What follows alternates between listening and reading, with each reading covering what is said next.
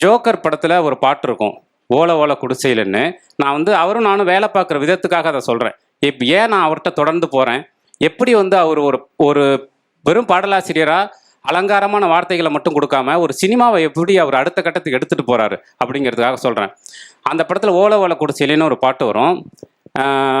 அந்த கதை நாயகன் வந்து ரொம்ப ஒரு வாழ்வின் கடைக்கோடியிலேருந்து வரக்கூடிய ஒரு எளிய மனிதன். அந்த பெண்ணும் அப்படி தான்.